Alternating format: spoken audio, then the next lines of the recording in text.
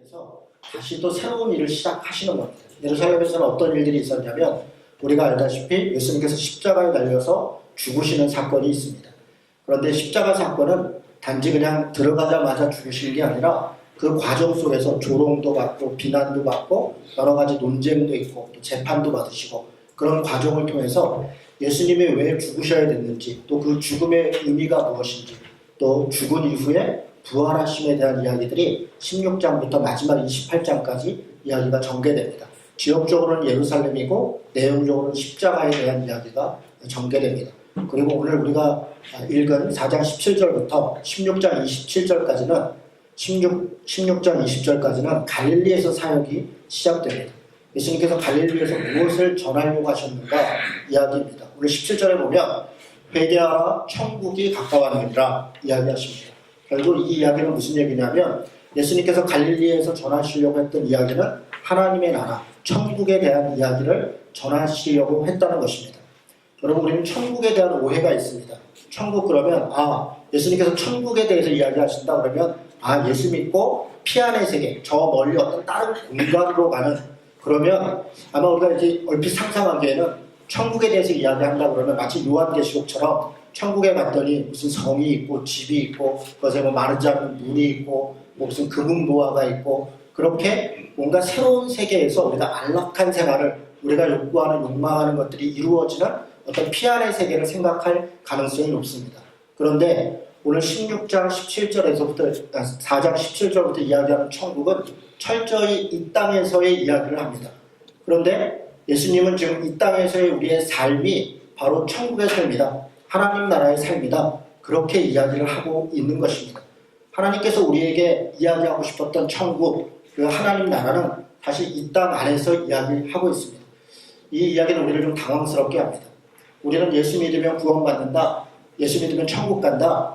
사실 우리가 왜 그런 말에 복음이라고 느끼고 그 말에 감동을 받냐면 이 땅의 삶이 어렵기 때문에 그렇습니다. 이 땅에 살고 있는 삶의 자체가 우리를 힘들게 하고 괴롭게 하고 때로는 눈물 나게 하고 여러 가지 죽음과 공포와 두려움이 있기 때문에 벗어나고 싶은 것입니다. 그래서 비록 이 땅의 삶은 우리를 두렵게 하고 고통과 아픔이 있지만 영원한 하나님 나라, 소위 천국에 가면 모든 눈물도 씻어주고 우리가 쉴 수 있겠다. 그런 기대를 가지고 있습니다. 그래서 우리는 천국에 대한 소망을 가지고 있습니다. 이 땅이 어렵고 불의하고 고통이 있고 두려움이 있을수록 우리는 피안의 세계에 대한 도피를 생각합니다. 그런데 오늘 예수님은 그 천국이 이 땅에 임했다 그렇게 이야기합니다. 그리고 천국의 삶이 무엇인가를 하나씩 설명해 주십니다. 그런데 우리가 앞으로 읽어나가고 도대체 천국이 무엇인가 하나님 나라가 무엇인가 마태복음에서 얘기하는 예수님이 천국을 말씀하신 삶이 무엇인가 살펴보겠지만 그렇게 기쁘기만 하지 않습니다. 상당히 부담스럽기도 하고 때로 우리가 갖고 있는 이 땅에서의 고통과 눈물이 그대로 있습니다. 1장에서 4장 16절 지난번 쭉 살펴보았는데 예수님께서 구원자 예수가 준비되는 여러 과정들이 있습니다. 오늘 17절은 이때부터 예수께서 이렇게 얘기합니다. 어떤 때부터냐면 1장에서 4장 16절까지 전개된 때를 이야기합니다. 어떤 때였습니까? 여러분 예수님이 어서 탄생했고 무엇을 했고 사실 거기에 포커스를 두지 않습니다. 마태복음은 오히려 세례 요한에 대해서 이야기를 합니다. 세례 요한의 때 세례 요한이 와서 빈들에서 모든 사람에게 회개를 촉구했고 심지어 예수님까지도 그에게 세례를 받았던 바로 그때 또 다음에 예수님에 대해서 등장하는데 예수님이 세례 요한에게 세례를 받으십니다. 그러고 나서 예수님께서 뭔가 대단한 존재로 권력과 힘을 가지고 세상을 구원하는 사역을 시작하는 것이 아니라 우리가 읽었던 4장은 예수님이 광야에 가서 너무나 초라하게 또 너무나 비참할 정도로 보이게 시험을 받으시는 장면이 있습니다. 그 시험의 내용에 대해서 지난주에 이야기했습니다. 시험의 내용은 여러 가지였는데 한 가지 특이한 것은 하나님의 아들인 것을 증명했는데 그 증명하는 방식이 무언가를 이루고 무언가를 장악하고 어떤 권력을 세우고 그런 방식이 아니라 오히려 뭘 안 하는 방식이었습니다. 돌로 떡 만들어라 하는데 물론 만들 수 있고 만드는 것을 통해서 하나님의 아들인 것을 증명할 수 있는 예수님이 돌로 떡을 만들지 않습니다. 그래서 뭔가 무기력한 모습을 보입니다. 성전에서 뛰어내려라, 뛰어내리는 정도가 아니라 날아다녀도 되는 분이 오히려 뛰어내리지 않고 하나님을 시험하지 말아라 그렇게 그것을 회피합니다. 천하 만국을 내게 줄 테니까 절을 해라. 권력을 또 뭐 전 세계를 구원하기 위해서 오신 그분에게 권력을 주겠다. 마귀가 가지고 있는 걸 다 주겠다. 단지 절 한번 해라. 라고 이야기하는 것에 예수님은 하나님께만 영광을 돌려라 하면서 그것을 포기합니다. 권력도 포기하고 명예도 포기하고 경제적인 어떤 대가도 포기합니다. 우리는 권력을 가지고 돈을 가지고 뭔가 명예를 가지고 그것을 뭔가 가져야 하나님 앞에 복을 받았다 생각합니다. 하나님의 자녀는 예수를 믿으면 복을 받는 것이고 복을 받는 증거는 뭔가 좀 잘 되는 것이다. 그래서 그것을 통해서 다른 사람에게 봐라. 나처럼 예수 믿으면 잘 돼. 예수 믿으면 건강해. 예수 믿으면 형통해. 라고 이야기하고 싶어 합니다. 그런데 예수님은 하나님의 아들됨을 오히려 뭔가를 포기하는 걸 통해서 자신을 증명합니다. 바로 그때 세례 요한에게 세례를 받으시고 그리고 뭔가를 포기하고 무기력해 보이는 바로 그때 예수님께서 비로소 전파하여 이르시되 회개하라 천국이 가까웠다 이야기합니다. 하나님 나라를 얘기하는데 회개를 먼저 말씀하십니다. 사실은 천국은 결과이고 하나님이 진짜 주님이 진짜 요구하시는 것은 회개입니다. 회개를 하라는 것입니다. 그것이 우리에게 요구하는 것입니다. 우리의 삶이 돌이켜야 된다. 우리가 다른 삶을 살아야 된다. 지금까지 살던 방식과 달라져야 된다는 걸 요구합니다. 그럴 때 천국이 너희 것이 될 것이다 라고 이야기합니다. 그리고 오늘 18절부터 갈릴리에서의 사역이 시작됩니다. 산상수훈에 또 5장부터 7장까지 이루어지는 여러 이야기들이 전개됩니다. 여러분 이 산상수훈의 말씀 그리고 앞으로 전개되는 이야기는 사실은 한 가지를 얘기합니다. 천국을 살아가는 사람, 다시 얘기해서 회개한 사람이 어떻게 살아야 되는가 혹은 너희들이 무엇을 회개해야 되는가를 설명하고 있는 것. 하나님 나라 백성이 되기 위하여 혹은 하나님 백성이 된 사람이 무엇을 회개해야 되는가 혹은 무엇이 달라져야 되는가. 하나님 나라 삶을 살아가는 바로 그 회개라고 하는 가치와 방향을 바꾸고 가던 길을 돌이키는 자는 어떻게 살아가는 것인가를 설명하는 것이 바로 산상수훈의 이야기입니다. 여러분 앞으로 살펴보겠지만 산상수훈은 굉장히 불편한 내용들로 가득합니다. 어느 정도로 불편하냐면 여러분 우리 레위기를 공부하고 십계명을 공부할 때 율법이라는 게 참 우리를 불편하게 합니다. 왜냐하면 뭘 해라 뭘 하지 마라. 사실 우리 인간이 가지고 있는 욕망은 하지 말라는 걸 더 하고 싶고 하라는 거는 하기 싫고 그게 우리 인간이 가지고 있는 욕망입니다. 더군다나 그것은 어려운 것입니다. 우리의 욕망을 따르지 않는 것이기 때문에 마치 예수님께서 광야 시험을 받을 때처럼 우리는 경제적인 것을 많이 갖는 것이 우리의 욕망인데 예수님은 오히려 그걸 포기하는 것으로서 자신을 증명하잖아요. 바로 그렇게 뭔가를 하지 말라 그러는데 하지 말라는 것이 내가 하고 싶은 걸 하지 말라고 하고 내가 하고 싶지 않은 것을 하라고 하는 것이 율법입니다. 불편합니다. 그런데 구약에 있는 여러 가지 율법들도 불편한데 심지어 산상수훈은 그걸 뛰어넘습니다. 마음의 동기까지 이야기합니다. 심지어는 왼뺨을 때리면 그냥 한 대 맞고 참아라 이 정도가 아니라 오른뺨도 내라. 아니 이게 무슨 일입니까? 아니 왼뺨을 맞았으면 그냥 그 정도서 참아라. 참는 것도 쉽지 않지 않습니까? 우리가 누구한테 맞고는 못 살아. 내가 더는 아니어도 맞은 데만큼은 내가 갚아야 돼. 사실 구약의 율법은 그랬습니다. 이에는 이, 눈에는 눈 그랬습니다. 사실 구약의 율법도 잔인한 것 같으나 그게 사랑이었습니다. 당시의 무법천지의 시대, 이집트와 가나안에 힘이 있는 자들은 착취하고 권력 있는 자들은 빼앗고 그것이 당연한 것으로 여겼던 시대에서 눈을 다치게 한 사람에 대하여 눈만 다치게 하라는 겁니다. 아니 그럼 눈만 안 다치게 하면 어떻게 해요? 힘이 있는 사람은 눈을 다치게 했어? 네가 감히 내 눈을 다치게 해? 너는 목숨으로 내놔. 목숨뿐이겠습니까? 가진 걸 다 빼앗고 그 자식까지도 다 노예로 만들었습니다. 그런 엄청난 힘으로 복수하고 보복하고 그걸 당연시 여겼던 것이 구약시대의 윤리였고 그것이 그 시대의 법이었습니다. 그런데 예수님은 하나님은 그 시대에 눈을 상하게 한 자는 눈만 그리고 이를 상하게 한 자는 입만 손을 상하게 한 자는 손만 무엇을 뺏은 자는 그만큼만 그렇게 요구했던 것입니다. 사실 그것도 어렵습니다. 왼뺨을 때린 사람에게 왼뺨만 그냥 맞고 그 한 대만 때리는 것도 어려운데 산상수훈은 우리에게 오른뺨도 대줘라 얘기합니다. 오리를 가자 그러면 오리를 가는 것도 귀찮은 겁니다. 나 할 일도 있고 내가 가야 될 길도 있고 여러 가지 있는데 오리 가는 것도 귀찮은데 심리를 가져라 이야기합니다. 여러분 산상수훈은 우리가 가지고 있는 욕망이나 우리의 습관을 배신합니다. 그리고 무엇을 해라, 무엇을 하지 마라 이야기합니다. 그것이 하나님 나라 백성으로 사는 삶이다. 그게 회개한 자의 모습이다. 혹은 그게 너희들이 회개해야 될 것이다. 이야기하고 있는 것입니다. 천국, 하나님 나라로부터 이야기는 시작됩니다. 그리고 18절. 여러분 우리 이렇게 생각할 수 있겠습니다. 주님이 오셔가지고 회개하라, 천국이 가까웠다. 그런 다음에 복 있는 사람은 혹은 심령이 가난한 자는 복이 있나니 천국이 너희 것이다. 이렇게 산상수훈을 쭉 이야기하셔도 충분히 이야기가 됩니다. 전혀 어색하지 않아요. 천국의 백성이 어떻게 사는 거야? 라고 하면서 산상수훈의 팔복을 이야기해도 이야기 전개 흐름은 전혀 어색하지 않습니다.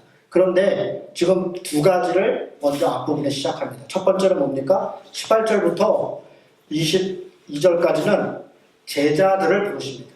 제자들. 여기는 지금 총 4명을 부르는데요. 뒤에 가면 이제 12명의 제자를 부르시죠.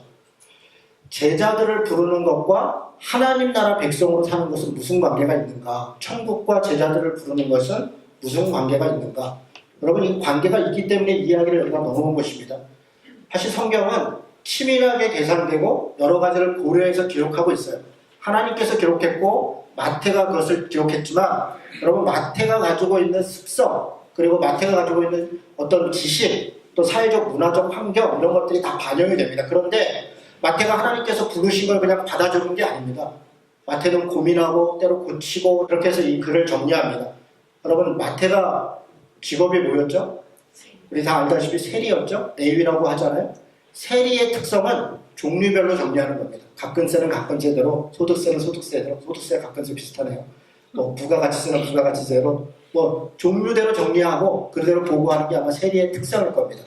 마태복음은 가만히 읽어보면 철저히 그렇게 되어 있습니다. 하나님의 말씀은 예수님이 하신 말씀은 말씀대로 또 어떤 사건은 사건대로 갈릴리에서 있었던 건 갈릴리에서 있었던 대로 이렇게 종류별로 이야기를 정리해놨습니다. 그 말은 무슨 얘기냐면 역사적으로 정리하지 않았다는 겁니다. 반대로 누가는 좀 역사적으로 정리했죠. 시간 순서대로. 물론 거기도 의도성이 있습니다. 어떤 사람이 글을 쓸 때 어떤 이야기는 집어넣고 어떤 이야기는 뺀다는 것은 의도가 있는 겁니다. 어떤 이야기는 이 앞에 놓고 어떤 이야기는 저기다 놓는 것은 의도를 가지고 있는 겁니다. 마치 세례 요한이 예수님 앞에 오신 것이 의도를 가지고 있었던 것처럼 오늘 제자들을 부르는 것이 의도가 있다는 겁니다. 어떤 의도일까요? 하나님 나라와 제자들을 부르는 게 무슨 관계가 있을까요? 저는 사실 제가 오늘 5번째로 마태복음을 전하면서 앞부분을 이렇게 집중적으로 이야기할 거라고 생각하지 않았었습니다. 지난주에 제가 5장 12절까지 할 겁니다.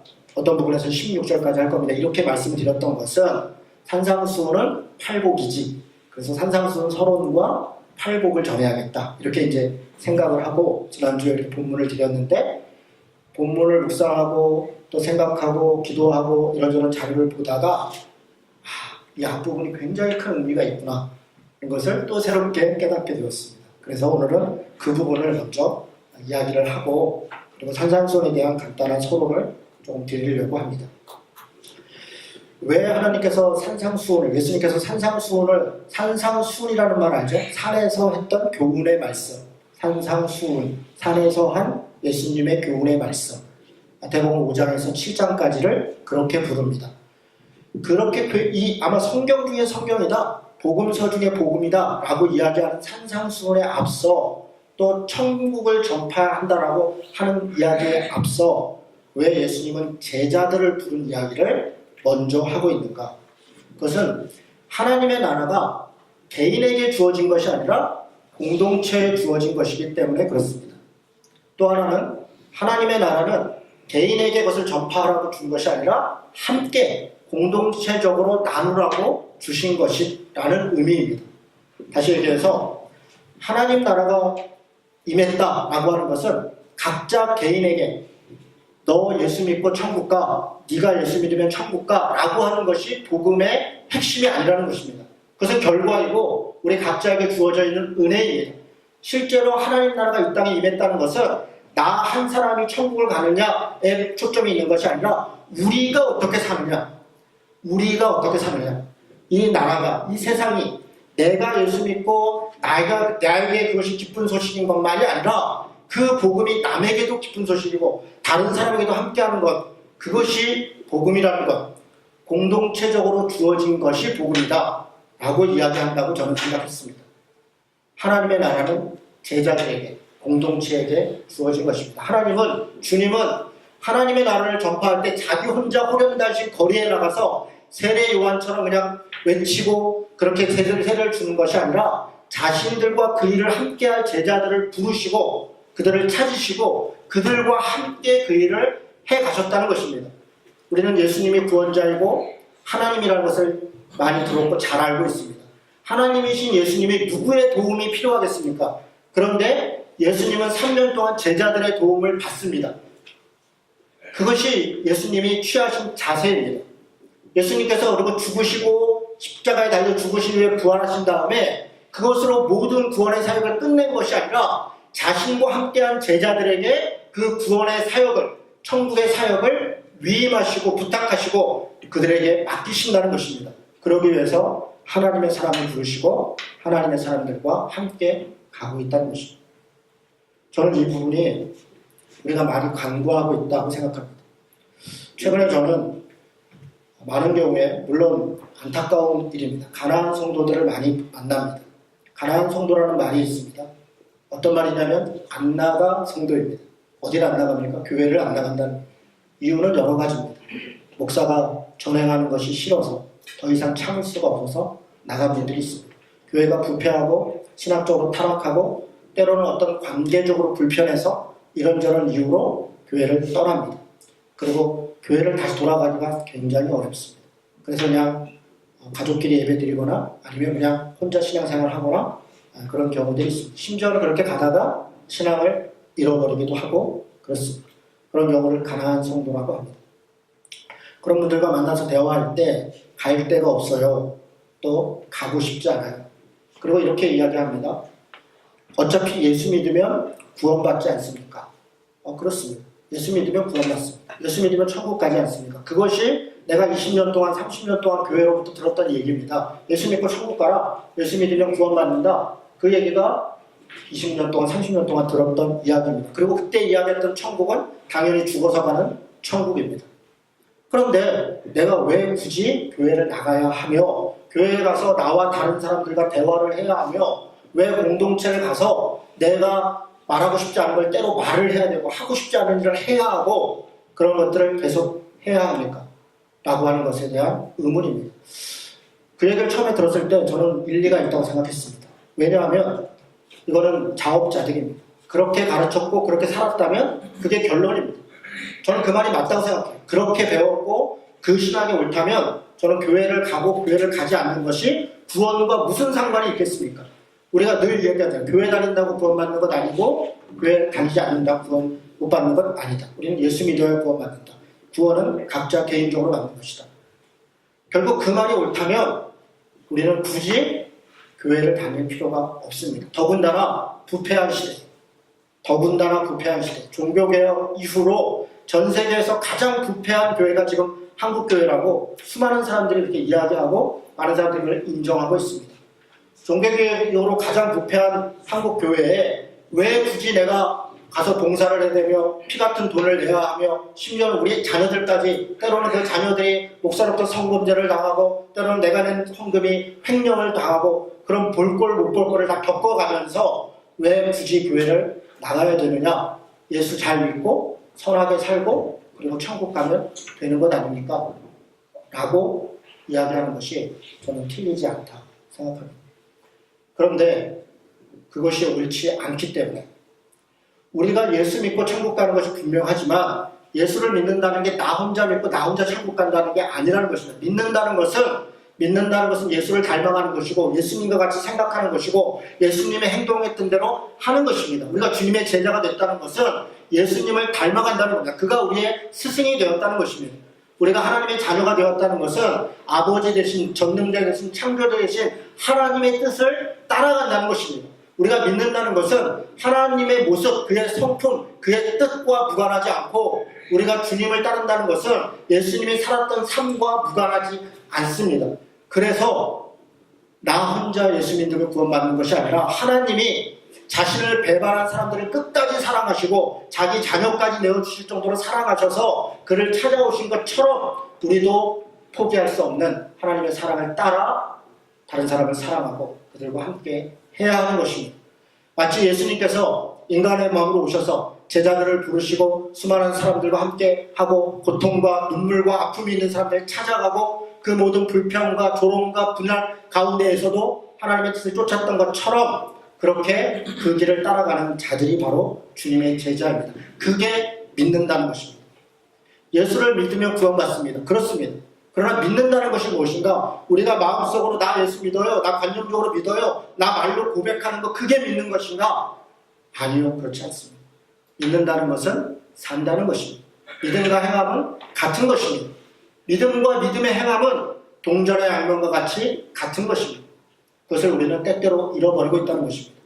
많은 경우에 한국교회에서 목사들이 믿음은 자신의 고백, 자기의 신념, 자기의 확신으로 이야기하기 때문에 저는 그런 자업자득으로 그런 오류를 범하고 있다고 생각합니다.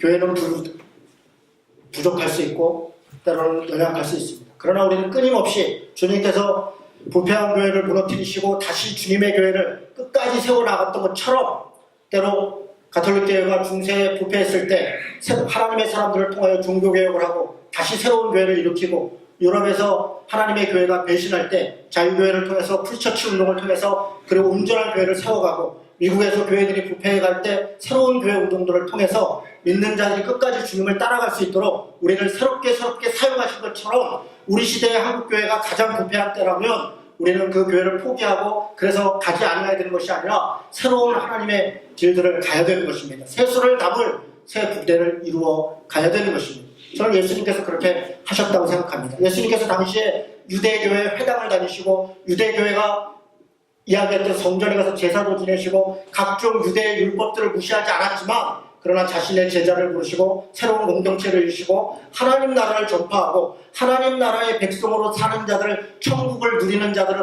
어떻게 살아야 되는가를 새롭게 설명하고 새롭게 제시하신 것처럼 우리는 주님의 나라를 위하여 다시 그러나 꾸준히 여전히 그 길을 가야 된다 그렇게 생각합니다. 오늘 예수께서 회개하라 천국이 가까웠다 선포한 이후에 회개하는 모든 자들이 이제 천국에 갔다 그렇게 끝낸 것이 아니라 제자들을 부르십니다. 그리고 그 제자들과 함께 공동체를 이루시고 그리고 하나님 나라를 시작하십니다. 여러분 저는 교회는 바로 그런 곳이어야 되고 그런 곳이다 라고 믿습니다. 우리가 왜 교회를 같이 모이고 예배하고 신앙생활을 합니까? 주님이 우리를 부르셨기 때문에 그렇습니다. 우리는 교회에 왜 왔습니까? 목사의 제자가 되기 위해 온 것이 아니라 주님의 제자로 부르심을 받은 것입니다. 하나님께서 우리를 부르셨고 하나님께서 자신의 자녀로 주님의 제자로 그 길을 가도록 우리를 함께 그의 제자로 부르신 것입니다. 이것이 교회입니다. 하나님의 교회는 주님의 뜻을 따라 가는 것이다. 그렇게 믿습니다. 여러분 오늘 18절부터 22절에는 두 종류의 사람을 부릅니다. 베드로와 안드레, 어부였다 이렇게 얘기합니다. 그들은 갈릴리 해변가에서 그물을 던지고 있었습니다. 여러분 갈릴리 해변이라는 단어는 성경에 여러 다른 단어로 나옵니다. 구약에 보면 긴네렛 바다 이렇게 나옵니다. 긴네렛 바다.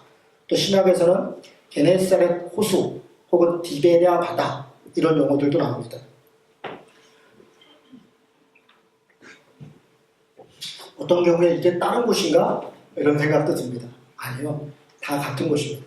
제가 이스라엘을 다녀왔었는데요. 갈릴리에서 그 배를 타고 갈릴리도 건너갔었습니다. 갈릴리는 호수라고도 하고 바다라고도 하는데 정확하게 얘기하면 호수가 맞을 겁니다. 왜냐하면 바다가 아니에요. 그냥 민물이기 때문에 민물 고기가 사는 곳입니다. 남북으로는 21km, 동서로는 13km, 둘레는 50km 정도 되는 어디 상상이 되세요? 둘레가 50km, 남북으로 21km, 여기 인천대교가 23km인가?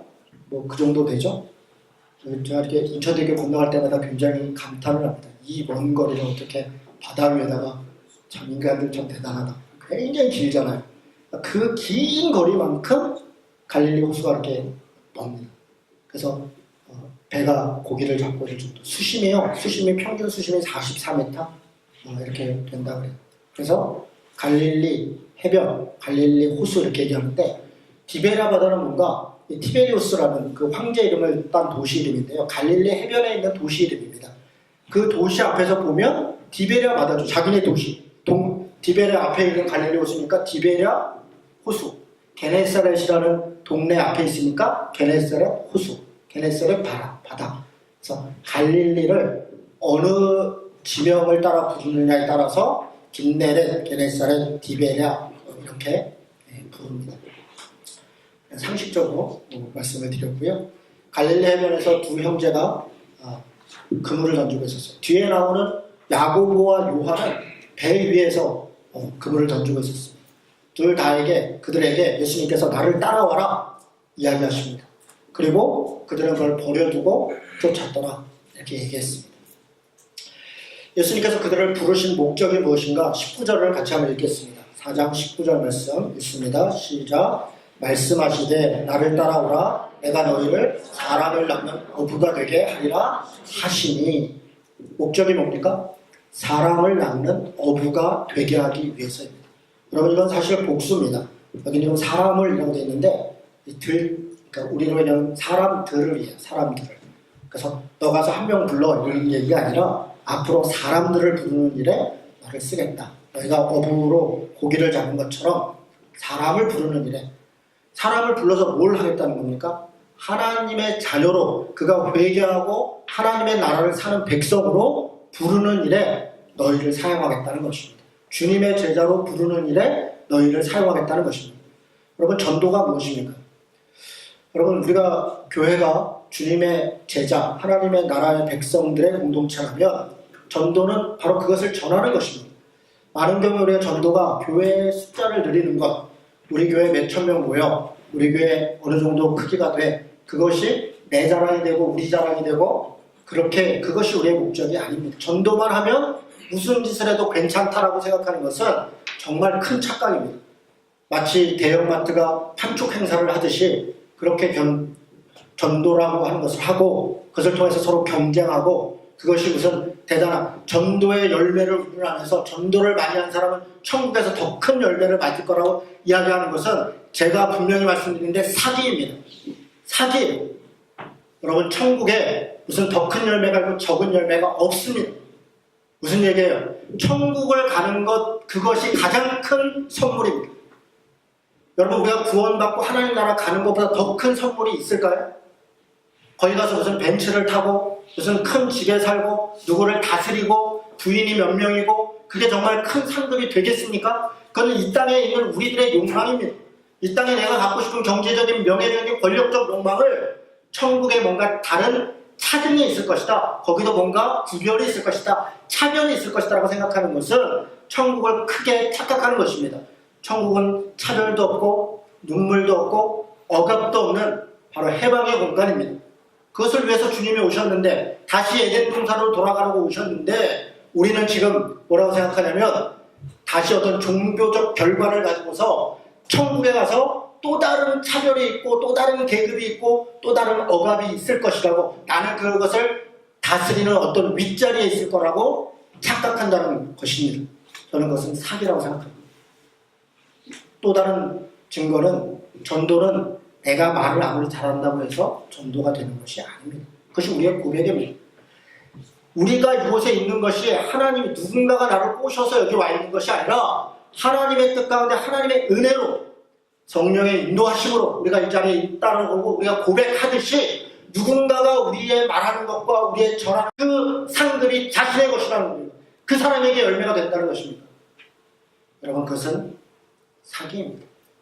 그래서 전도를 통해서 뭔가 내가 더 좋은 신앙인인 것을 증명한다던가 그런 천국에서의 차등적 권력을 가질 거라고 생각하는 것은 저는 성경적이지 않다 생각합니다. 그러나 분명한 것은 전도는 하나님의 뜻이라는 것입니다. 지금 예수님이 천국을 전파하는데 저는 이 장면을 보면서 한 가지 깨달은 게 있습니다. 세례 요한은 자신이 천국을 전파할 때 수많은 사람들이 세례 요한에게 다가갔습니다. 온 유대에서 그에게 가니라. 예수님도 그에게 가서 세례를 받았습니다. 그런데 하나님의 자녀이고 만왕의 구주인 예수님은 어떻게 하십니까? 제자들이 있는 곳에 가니라. 베드로와 안드레가 금을 던지고 있는 곳에 예수님께서 찾아가십니다.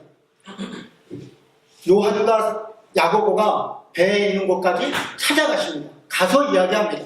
나를 따라오라. 내가 너희를 사람 낚는 어부가 되게 하라. 전도는 결국 찾아가는 것입니다. 우리는 예수님도 아니고 세례 요한도 아닙니다. 그런데 우리는 누구처럼 살아야 되느냐? 예수님처럼 살아야 됩니다. 우리는 세례 요한이 아닙니다. 세례 요한이 회개하라고 촉구한 그 회개할 당사자입니다. 우리는 예수님을 닮아가야 되는 그의 제자입니다.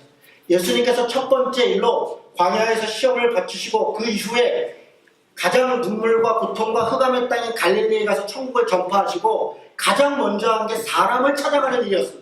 사람을 찾아가는 것, 저는 그것이 복음의 시작이라고.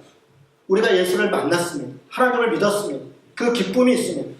그것 때문에 우리가 먼저 해야 될 것은 사람을 찾는 것입니다. 고통과 눈물과 아픔이 있는 사람을 찾는 것입니다. 그들에게 하나님이 임하셨다. 주님이 함께 하신다. 그것을 전하는 것. 저는 그것이 전도라고 생각합니다. 사람을 낳는 어부가 되게 하는 것. 그것은 은혜입니다. 우리를 그런 일에 사용하시는 것입니다. 하나님께서 이 땅에 천국이 임했다 이야기하십니다. 첫 번째로 공동체를 이루도록 우리를 부르십니다. 우리는 그것에 순종하여 모인 것입니다. 그리고 우리가 해야 될 첫 번째 것은 사람을 찾는 것입니다. 고통과 눈물과 아픔이 있는 사람들입니다. 24절에 보니까 그 이야기를 합니다. 그의 소문이 온 수리아에 퍼졌는데 누구에게 퍼졌냐면 사람들이 모든 앓는 자, 곧 각종 병에 걸려서 고통당하는 자, 귀신 들린 자, 간질하는 자, 중풍병자들을 데려오니 그들을 치료하니라. 그들을 고치시니라. 예수님께서 누구를 만나시는 거죠? 귀신 들린 자, 고통당하는 자, 가난한 자. 이 사람들은 어떤 사람들이니까 자기 스스로 자기의 고통에서 벗어날 수 없는 자들입니다. 돈이 있어서, 명예가 있어서, 권력이 있어서 스스로의 처지에서 벗어날 수 있는 사람들은 스스로 벗어나는 것입니다. 하나님을 찾지 않는 것입니다. 그런데 예수님을 찾은 사람들은 자기 스스로 그 고통에서 벗어날 수 없는 사람들, 바로 그런 사람들이 주님을 찾습니다. 모든 앓는 자, 각종 병에 걸린 자, 고통당하는 자, 귀신 들린 자, 간질하는 자, 중풍병자들, 바로 그런 사람들에게 예수님의 소문이 닿았습니다. 그들이 왜 그것을 복음으로 느꼈습니까? 그런 사람들을 주님이 찾았고 그런 사람들이 예수님 때문에 해방되고 자유를 얻고 그 안에서 하나님 나라가 임하는 얘기를 들었다는 것입니다. 그래서 수많은 사람들이 나도 그것에 가겠다. 나도 그것을 데려가 달라. 그리고 오는 모든 사람들에 대하여 주님은 아낌없이 그들을 치유하시고 그들과 함께 하신 것입니다. 저는 그것이 전도이다. 베드로와 야고보와 요한과 안드레와 이 사람들도 자기의 생업에 종사하고 있으나 그의 마음 깊은 곳에 누군가가 나를 구원해 주기를 바라고 누군가가 이 나라를 세워주기를 바라고 주님을 찾고자 하는 마음들이 있는 것입니다. 그런 자들에게 주님이 찾아가는 것입니다. 예수님을 따라서 간 사람들에게 사람을 낚는 어부가 되게 하는 삶, 여러분 한마디로 무슨 삶입니까? 다른 가치에서 천국을 사는 삶, 하나님 나라를 사랑하는 삶. 여러분 사람 낚는 어부라고 얘기하니까 전도하는 사람으로 우리를 불렀구나 이렇게 얘기합니다. 물론 우리는 전도하는 사람입니다. 그런데 전도한다는 것이 길거리에서 늘 전도지를 나누고 옆 사람에게 전도가 사형리를 전하고 그것만을 얘기하는 것이 아니에요. 그것도 물론 포함되겠죠. 저는 제자 훈련에 또 전도의 가장 큰 맹점이 거기에 있다고 생각합니다. 여러분 마태복음 28장에 보면 주님이 우리에게 성령이 임하셔서 너희는 가서 모든 족속으로 제자를 삼아 아버지와 아들과 성령의 이름으로 세례를 주고 내가 너희에게 분부한 모든 것을 가르쳐 지키게 하라 이렇게 명령하십니다. 그리고 보라 내가 세상 끝날까지 너희와 함께 할 것이다. 임마누엘로 오신 예수님께서 끝까지 임마누엘 하실 것이다 라고 얘기합니다. 가서 뭘 전하라고 하냐? 제자를 삼으라고 하는 것은 내가 너희에게 분부한 모든 것을 가르쳐 지키게 하라. 모든 것을. 그것은 단지 그를 교회 주님을 따라서 살아가는 지금부터 우리가 공부해갈 산상수훈과 마태복음에서 얘기했던 예수님이 살아갔던 삶, 제자들에게 요구했던 삶, 그 삶의 모든 것을 가르쳐 지키게 하는 것, 그것이 사람 낚는 어부의 삶입니다. 우리는 사람 낚는 어부의 삶을 착각하고 있습니다. 그래서 제가 계속 굉장히 부담스럽고 불편한, 물론 다른 성경도 다 마찬가지입니다. 사실 성경은 우리를 위로하지 않습니다. 많은 경우에 우리를 때로 쉬게도 하고 하나님의 은혜로 부르시지만, 많은 경우에 주님은 우리를 그의 동역자로 부르셔서 우리의 욕망이나 우리의 바램과 거슬리는 삶을 살도록 우리에게 요구하십니다. 그래서 우리가 진정으로 하나님 앞으로 나아가도록, 하나님 앞에 구원받도록 우리를 구원의 길로 인도하는 것입니다. 누가복음 4장을 보겠습니다.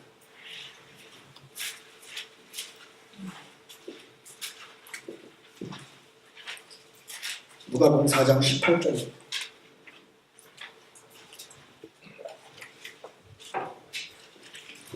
마태복음에 없는 이야기가 있습니다.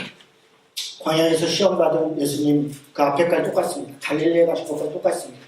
그런데 누가복음은 예수님께서 나사렛에 가서, 갈릴리에 가서 회당에 들어가서 하나님의 말씀을 읽으면서 마치 출사표를 하듯이 내가 이래서 왔다, 이게 내 목적이다, 내가 이것 때문에 이게 바로 하나님 나라다 라고 선포하는 듯한 말씀을 시작함으로 자기의 사역들을 시작합니다. 그게 18절에 있는 19절까지의 말씀입니다. 같이 읽겠습니다. 시작. 주의 성령이 내게 임하셨으니 이는 가난한 자에게 복음을 전하게 하시려고 내게 기름을 부으시고 나를 보내사 포로된 자에게 자유를, 눈먼 자에게 다시 보게 함을 전파하며 눌린 자를 자유롭게 하고 주의 은혜의 해를 전파하게 하려 하심이라 하였더라. 아멘. 여러분, 이게 주님이 오신 목적입니다. 예수님께서 오신 목적이 무엇인가? 라고 물어보면 우리는 1초도 고민하지 않고 십자가에 달려 죽으시려고요. 그래서 나를 구원하시려고 얘기합니다. 틀리지 않습니다. 물론 맞습니다. 그런데 그가 왜 십자가에 달려 죽으셨고 나를 구원하신다는 게 무엇이고 온 인류를 대신한다는 게 무엇인가? 어떤 날이기에, 어떤 인류이기에 그가 십자가까지 죽으심까지 그렇게 우리를 구원하셨어야 됐는가? 우리가 너무 착각하고 있습니다. 다시 그 얘기들을 앞에서 수도 없이 설명하는 것입니다. 우리는 어떤 자들이라는 겁니까? 주의 성령이 임했는데 우리는 어떤 자들이냐? 가난한 자들이라는 겁니다. 그리고 우리는 갇힌 자이고 포로된 자이고 눈먼 자이고 눌린 자이고 고통과 눈물과 아픔이 있는 자들이라는 겁니다. 그런 자들에게 주님이 오셔서 신현, 구원의 선포를 하고 있다. 그게 예수님이 오신 것이고, 그렇기 때문에 주님이 우리의 주님이신 것이고 그가 인류의 구원자이신 것입니다. 고통당하는 자는 그대로 고통받고 권력 있는 자는 그대로 권력이 있고 불의한 자는 여전히 불의하고 불의한 짓을 해도, 권력 있는 나쁜 짓을 해도 그들이 예수만 믿으면 천국 간다고요? 아니요, 그렇지 않습니다. 전혀 그렇지 않습니다. 그들은 예수를 믿는 것이 아닙니다. 제가 단언하지만 정말 그렇지 않아요. 그 사기입니다. 예수를 믿는 자들은 고통과 눈물과 아픔 가운데 그들을 해방하는 자이고 자유를 주는 자이고 눈먼 자를 해방시키는, 그것이 믿음인 것이고, 믿는 자는 그렇게 사는 것이고 그렇게 살지 못하는 것을 안타까워하는 자들이고 그것 때문에 하나님 앞에 날마다 자신의 죄를 고백하는 자들이고, 그것이 믿는 자들인 것입니다. 여러분, 예수님은 이 말씀을 레위기에 있는 신현이라고 하는 메시지를 통해서 이야기합니다. 나는 신현을 선포하러 왔다. 신현. 신현이 뭡니까? 50년 만에 선포되는 자유의 선포입니다. 노예됐던 자들, 갇혔던 자들, 땅에 갇혔던 자들 모두 다 해방하는 것입니다. 모두가 똑같다. 하나님 앞에서 다 같이 다시 출발하자. 그렇게 선포하는 것이 신현의 선포입니다. 그것이 율법의 결론입니다. 바로 그것을 다시 이 땅 가운데 이루겠다라고 선포하는 것이 예수님의 구원의 선포였던 것입니다. 여러분, 국가조창기도회가 있었습니다. 저는 국가조창기도회 같은 이런 기도회라는 이름을 들고 하는 이런 정치 집회가 아직도 한국에서 이루어지면 너무 통탄합니다. 이명박 대통령이 국가조창기도회 처음에 취임한 다음에 첫 취임 예배라는 걸 워커힐 호텔에서 했습니다. 그리고 수많은 목사들을 초청했어요. 당시 500명을 초청했습니다. 그런데 2,000명이 왔습니다.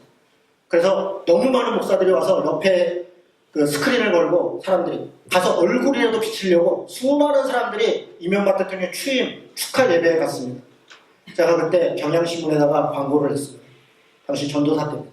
10만 원을 주고 이명박 대통령은 여로보암의 길을 떠나 다윗의 길로 가야 합니다. 이렇게 의견 광고를 10만 원을 주고 냈습니다. 신문에 났어요. 그리고 밑에다가 이진호 전도사 이렇게 썼습니다. 아무도 보지 않고 아무도 주목하지 않았지만 제 그때 마음에 불의한 자가 대통령이 되어서 그걸 예배라고 드리고 거기에 얼굴 도장을 찍으러 목사들이 가야 될 것이 아니라 불의한 자가 불의한 길로 가서는 안 된다. 저는 그것이 주님의 뜻이라고 생각했어요. 그리고 그 때문에 당시 전도사로 있던 교회에서 장로님들한테 야단을 많이 맞았습니다. 야단을 맞거나 말거나 그건 제가 해야 될 일이었습니다. 과정은 국가조창기대를 통해서 여러분 정말 어처구니 없는 것은 불의한 대통령들 누군가를 죽이고 피가 묻고 독재를 하고 군사를 하고 일제치하를 이런 사람들을 가서 여호수아 같은 대통령이니 누구니 이렇게 한다는 것은 하나님의 복음을 배반하는 것입니다. 그것은 기독교의 가치와 전혀 맞지 않는 것입니다. 마치 바알과 아세라를 섬기는 것입니다. 그런 것이 어떻게 기독교가 될 수 있습니까? 그런 것을 어떻게 우리가 기독교라고 할 수 있습니까? 기독교는 국가 권력에 부응하는 것이 아닙니다. 마치 세례 요한이 헤롯이 동생의 아내를 취했을 때 그것이 잘못됐다라고 이야기하다가 감옥에 가서 목에 잘려 죽는 것처럼 불의한 권력에 대해 저항하고 하나님의 나라가 임하였다. 회개하라. 그렇게 회개하는 것이 제가 아는 기독교의 가르침입니다. 그래서 기독교가 들어간 모든 나라에 남녀 차별이 철폐되고 노예 해방이 일어나고 정치적 불의와 억압으로부터 해방된 것입니다. 하나님의 복음의 역사가 전으로 나타나는데 어떻게 우리가 불의한 권력의 개가 되어서 그것을 이야기할 수 있다는 것입니다. 국가조창 기도라는 것은 너무나 불의한 것입니다. 국가의 가장 지도자들 모여서 기도한다고요? 아니요. 그들이 왜 그곳에 오겠습니까? 그들은 우리의 표를 생각하는 것입니다. 기독교인이 이러면 자기를 찍을 것이다. 그렇다면 기독교인들은 그들을 찍어서는 안 되는 자들에게 표를 팔고 있는 것입니다. 그런 짓을 어떻게 합니까? 목사라는 자들이 이번에 소강성 목사가 국가조창에 대해서 설교를 했습니다. 작년에도 소강성 목사가 했습니다. 지난번에도 박근혜 대통령이 있을 때 소강성 목사는 대통령은 세계적인 대통령이다. 외모도 출중하고 가진 정말 입에 담기 어려운 어청가를 불렀습니다. 말도 안 되는 일. 소강성 목사는 최근에 기독교인들이 한 집회에 와서 문재인 대통령은 빨갱이다. 그런 공산주의자다. 나라를 사회주의로 이끌어간다. 이런 이야기를 서슴없이 했습니다. 그렇게 얘기했다면 저는 그 목사가 그걸 믿는다면 그 자리가 설교하면 안 되는 것입니다. 자신이 빨갱이라고 얘기하고 공산주의자라고 잘못된 사람이 얘기한 사람에게 가서 어떻게 그를 모시고 예배를 합니까? 저라면 오히려 청와대 앞에 가서 임시를 하겠습니다. 이런 불의한 대통령은 물러나야 된다. 나라를 이렇게. 그것이 일관성이 있는 것입니다. 여러분 그렇지 않습니까? 자신이 그렇게 비난했던 대통령을 국가조창에 불러서 설교를 했습니다. 그리고 설교라는 이름으로 가장 정치적인 얘기를 했습니다. 적폐청산을 하는 것도 사랑을 갖고 해야 된다. 동성애를 하면 안 된다. 기독교를 종교로 가장 정치적 발언을 했습니다. 가장 정치인인 대통령은 와서 신년을 얘기했습니다. 국가조창 기도가 50년이 됐답니다. 와서 이야기합니다.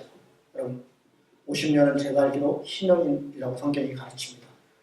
신년은 억울한 자에게 희망을 주고 눈물과 아픔 있는 사람을 해방하는 것이라고 그렇게 배웠습니다. 여기 계신 목사님들이 신년을 실천해 주시고 미투 운동을 해서 눈물이 아픔 있는 사람들을 알아주시고 그러기 부탁드리고 기도합니다. 누가 더 설교를 했습니까? 저는 성경의 가르침은 오히려 목사가 아닌 다른 종교를 가진 개신교육자에서 문재인 대통령은 하나님의 말씀을 전하였고 목사라고 하는 소강성 목사는 하나님의 말씀을 빙자하여 정치적 발언을 했습니다. 그것도 자신의 정치적인 일관성과 완전히 위배된 여러분 이것이 어떻게 구원받은 그리스도인들의 행위라고 할 수 있겠습니까? 우리가 하나님의 백성으로 산다는 것, 주님의 제자로 산다는 것은 대단히 불편한 것입니다. 산상수훈의 가르침을 따르는 것입니다. 다시 마태복음으로 오겠습니다. 마태복음 4장은 이 산상수훈을 어디에서 전했는가를 설명합니다. 23절에 보니까 예수께서 온 갈릴리에 두루 다니사 그들의 회당에서 가르치시고 여러분들 이 표현 되게 특이합니다. 회당을 그들이라고 했는데 지난번 개혁 한글에는 저희라고 해요. 저희의 회당, 그들의 회당. 이건 뭐냐면 이 회당을 통해서 소위 바리새인들, 유대인들이 지역의 토호들이 하나님의 말씀을 왜곡하는 것을 구분하고 있습니다.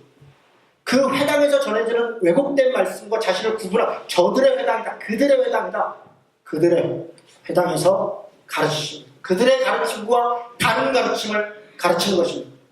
뭐라고 가르칩니까? 천국 복음을 전파하시며 백성 중에 모든 병과 모든 악한 것을 고치셨다. 그리고 이 소문은 수많은 곳으로 퍼져갑니다. 우리는 산상수훈을 제자들에게 주신, 다시 얘기해서 하나님을 온전히 믿는 사람들, 다시 얘기해서 골수인 사람들에만 지키는, 혹은 여기선 지킬 수 없으니까 천국에 가서나 이루어지는 이야기 정도로 취급합니다.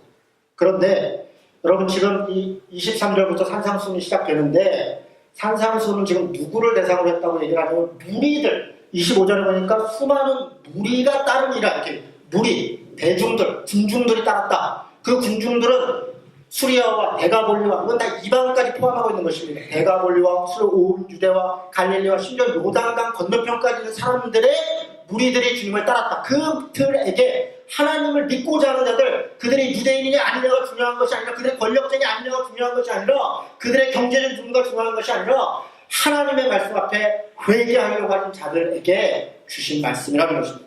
아니 5장 1절에 보면 제자들이라고 했지 않습니까?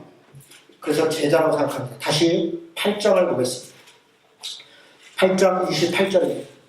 산상수훈이 다 끝난 다음에 예수께서 이 말씀을 마치시면, 말씀을 마쳤죠? 이제 산상수훈을 끝냈어요. 끝내고 무리들이 그 가르침에 놀라니, 대중들이 그 가르침에 놀라니.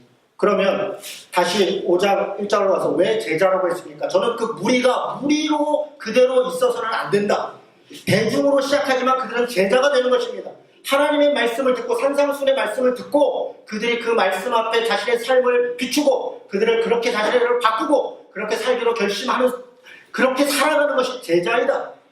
지금 제자를 부르시고 무리들에게 이야기를 하시면 나중에 다시 가면 12제자를 또 추려가시는데 주님이 우리가 제자 되기를 원하시는 것입니다. 단지 무리로 남는 것이 아니라 하나님 앞에 우리가 신자로 산다는 것은 교회에 다녀요, 나는 기독교인이에요 라고 붙이는 것이 아니라 나는 예수님의 제자예요, 나는 하나님의 자녀예요, 단지 교회에 다녀요가 아니라 눈 떠보니까 교회에 우리 아빠가 목사예요, 우리 엄마가 집사예요, 그래서 나는 그냥 교회 다녔어요 라고 끝나는 것이 아니라 누군가가 이야기할 때 나는 하나님의 자녀예요, 난 주님의 제자예요, 그래서 나는 이렇게 살아야 돼요. 어떻게? 하나님의 말씀을 따라.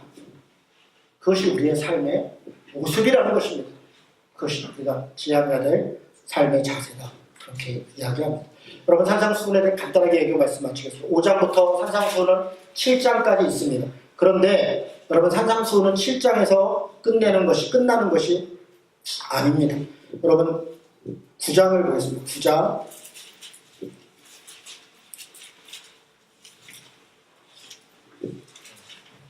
자, 잠시만요. 제가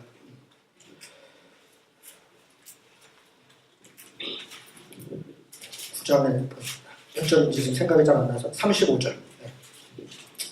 9장 35절에 보니까 예수께서 모든 도시와 마을에 두루 다니사 그들의 회당에서 가르치시며 천국 복음을 전파하시며 모든 병과 모든 악한 것을 고치시니라. 지금 이 말 어디서 봤죠? 이 말 어디서 봤어요? 아까 4장에서 다시 보세요. 4장 23절에 보니까 예수께서 온 갈릴리에 두루 다니시며 그들의 회당에서 가르치시며, 그렇죠? 천국 복음을 전파하시며 가르치시며 전파하시며 모든 악한 것을 고치시니라. 지금 똑같이 반복하고 있죠? 이런 것을 인크루즈라고 수미상관한다 그러죠. 그래서 앞하고 뒤의 이야기, 가운데 이야기를 지금 하나의 덩어리로 이야기를 하고 있어요. 그 산상수훈은 7장에서 끝나는 게 아니라 사실은 9장까지 갑니다. 그런데 산상수훈의 내용은 두 가지로 나눠져요. 어떤 얘기냐? 지금 마태복음 4장 23절에 보니까 예수님께서 하신 것을 세 개를 얘기해요. 하나는 가르쳤다, 전파했다, 고치셨다 이렇게 얘기해요. 그런데 가르치고 전파하는 건 같은 거예요. 가르치고 전파하는 거예요. 가르치고 전파했다, 그리고 고쳤다. 가르치고 전파한 게 5장 7절이에요. 5장 7장. 5장에서 7장의 산상수훈의 얘기는 하나님의 자녀가, 주님의 제자가 어떻게 하나님 나라를 살아야 되는지를 조목조목 이야기를 가르치셔요. 우리가 살아가는 삶의 내용을.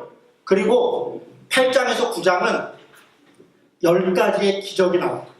병을 고치는 거예요. 귀신을 쫓아내는 10가지의 치유 기적을 통해서 고치신 이야기를 합니다.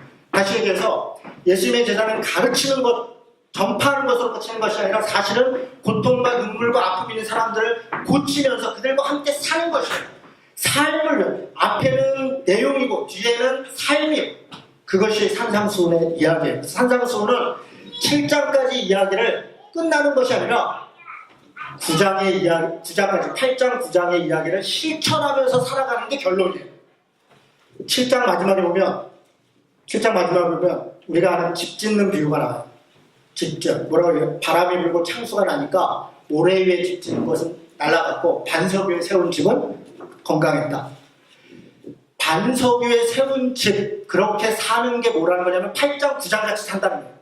모래 위에 세운 집처럼 사는 자들이 일부러 믿는다고 하는 자들, 일부러만 나는 유대인이야, 나는 그리스도인이야, 나는 뭐야, 그래서 나는 천국 가 라고 일부러만 고백하고 있는 자들을 모래 위에 집중하고 있는 거예요.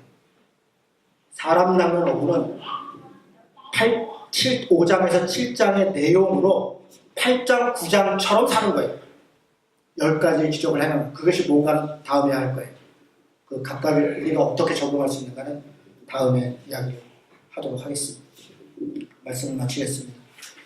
사랑하는 성도 여러분, 우리가 예수를 믿는다는 것은 사람을 낳는 어부로 부르심을 받은 것입니다. 목적이 있습니다. 사람을 낳는 어부. 주님이 우리를 낚아주신 것, 우리를 구원하신 것으로만 감사하고 있는 물고기가 아니에요. 우리는 그걸 있는 그런 물고기가 아닙니다. 우리는 사람이에요. 사람. 주님이 우리를 구원하신 것은 우리를 사람들을 낚는 어부로 부르신 것입니다.